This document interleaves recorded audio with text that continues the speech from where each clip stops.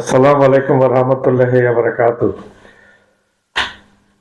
পাকিস্তানের সাথে বাংলাদেশের বিগত বাংলাদেশ স্বাধীন হওয়ার পর থেকে আর এই শেখ হাসিনা সরকারের পতন পর্যন্ত পাকিস্তানের সাথে বাংলাদেশের সম্পর্কটা ভালো ছিল না কোনো রকমে। বিশেষ করে শেখ হাসিনার সময় শেখ হাসিনা সম্পর্ক একদম তিক্ততায় নিয়ে গেছিল এবং কোনো রকম সম্পর্ক যেন ভালো নয় সেই প্রচেষ্টায় সবসময় পড়ে থাকতো এই শেখ হাসিনা। কিন্তু শেখ হাসিনার তৎকাল পলটে পরে শেখ হাসিনা ক্ষমতাচ্যুত হওয়ার পরে 5ই আগস্ট শেখ হাসিনার পতনের পরে এবং বোনকে নিয়ে ভারতে পালিয়ে যাওয়ার পরে 3 দিন পরে ক্ষমতায় আসলেন, প্রধানমন্ত্রী হয়ে আসলেন ইন্ডিয়া সাময়িক যে সরকার আসলেন, এই সরকারের প্রধান ডক্টর মোহাম্মদ ইউনূস সরকার আসার পরে পাকিস্তানের সাথে একটা সম্পর্কের সুবাতাস বইতে শুরু করেছে। আমি একটু বলি, পাকিস্তান আগে থেকে অনেক প্রচেষ্টা চালিয়ে এসেছিল কিন্তু পাকিস্তান কামিয়াব হতে পারেনি একমাত্র এই ভারতের তর্পিবাহক বাংলাদেশের প্রধানমন্ত্রী ফ্যাসিস্ট শেখ হাসিনার কারণে।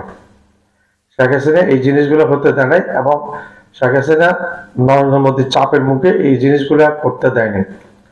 নরেন্দ্র মোদী চায় নাই পাকিস্তানের সাথে বাংলাদেশের সম্পর্কটা স্বাভাবিক হবে। নরেন্দ্র মোদীরা ভারতীয় দাদারা আমাদেরকে ধুয়ে দিয়ে খেয়েছে এতদিন। গাভীর থেকে যেমন ওলার থেকে যেমন দুধ চেপে চেপে দুধ বের করে নিয়ে যায়, সেরকম আমাদের থেকেও নিয়ে গেছে।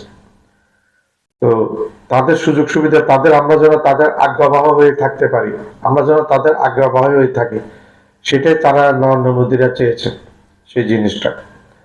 তো হঠাৎ করে আল্লাহর এক ইশারায় ছাত্র জনতার হাতে, বিশেষ করে ছাত্রদের হাতে এই স্বৈরাচারের পতন হয়ে গেল।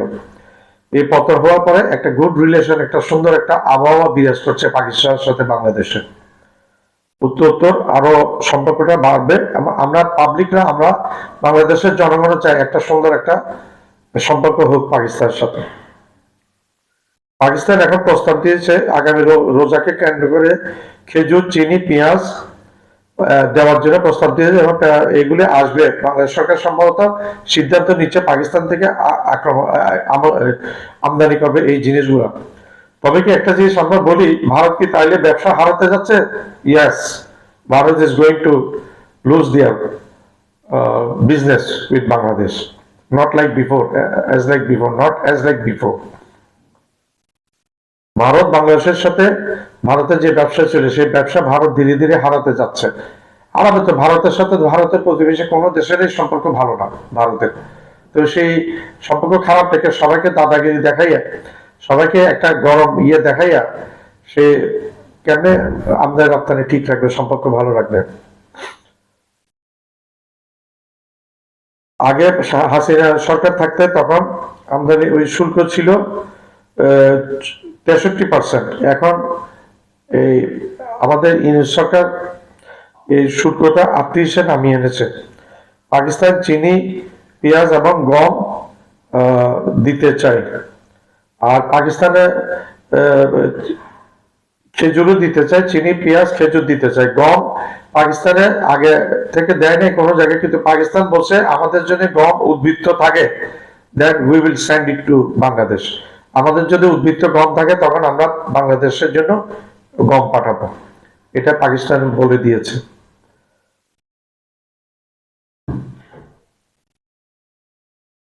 বাংলাদেশের শিল্প বাণিজ্য উপদেষ্টা মিস্টার বশির উদ্দিন এবং পাকিস্তানের রাষ্ট্রদূত আহমদ মারুফের সাথে একটা বৈঠক হয়েছে। বৈঠকে একটা সিদ্ধান্ত উপনীত হয়েছে এবং ডক্টর ইউনূস সরকারের একটা গ্রিন সিগন্যাল আছে পাকিস্তান থেকে আমদানি করার জন্য। আমরা চাই পাকিস্তান থেকে গত কিছুদিন আগে একটা জাহাজ এসেছিল, সেখানে আমাদের কাঁচের প্রোডাকশন আছে বাংলাদেশের, কাঁচের ফ্যাক্টরি, সেই ফ্যাক্টরির জন্য কাঁচ তৈরির উপকরণ এনেছিল, ওই জাহাজে ছিল দুবাই থেকে, এবং লৌহজাত জিনিস এসেছিল পাকিস্তান থেকে। এটা নিয়ে দাদা বাবুদের ভুয়া মিডিয়াতে অনেক হইচই পড়ে গিয়েছিল। দাদা বাবুদের কাজ হচ্ছে আর কোনো কাজ নাই এখন হইচই করা বাংলাদেশকে নিয়ে। বাংলাদেশ কোনো কিছু আমদানি করতে পারবে না, তোমাদেরকে জানিয়ে করবে। বাংলাদেশ আমদানিকে তোমাদের জানিয়ে করতে হবে, সেই দিন চলে গেছে, এগুলো भूले जाओ। पाकिस्तान ये सामने जो अगला जो रमजान आ रहा, इसके हिसाब सामने रखकर पाकिस्तान डेट्स, खजूर, चीनी और प्याज एक्सपोर्ट करने चाह रहा बांग्लादेश को। ये प्रस्ताव दिया बांग्लादेश को, ऑफर किया बांग्लादेश को।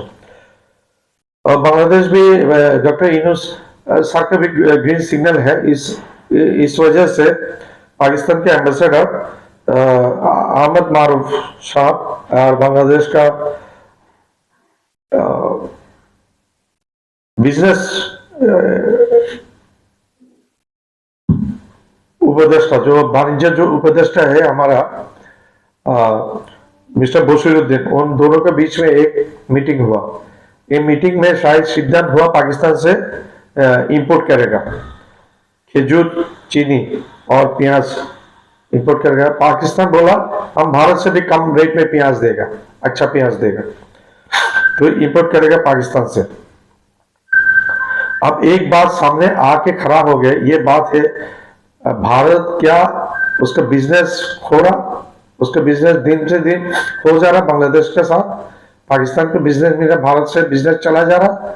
यस, ये भी होते जा रहा सामने। क्यों? भारत ऐसा एक मुल्क, उसके आसपास एक नेबर कंट्री के साथ उसको रिश्ता अच्छा नहीं है। हम एक एक करके नाम बता रहे, पहले भी हमारा वीडियो में नाम बताए, फिर भी बता रहे। चाइना के साथ नॉट गुड रिलेशन पाकिस्तान के साथ, इंडिया के साथ, इंडिया के साथ चाइना के साथ गुड रिलेशन नहीं है, पाकिस्तान के साथ गुड रिलेशन नहीं है, श्रीलंका के साथ गुड रिलेशन नहीं है, नेपाल के साथ गुड रिलेशन नहीं है, मालदीव के साथ गुड रिलेशन नहीं है, और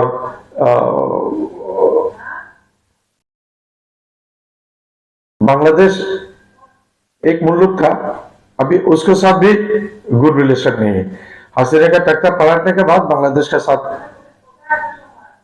बैड रिलेशन हो गया।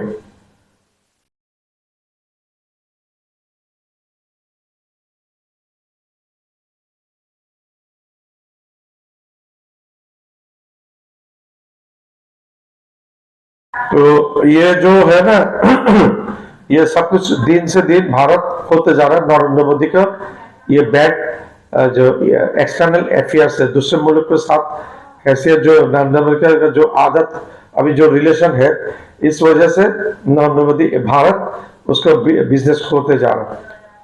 तो धन्यवाद, अस्सलाम वालेकुम।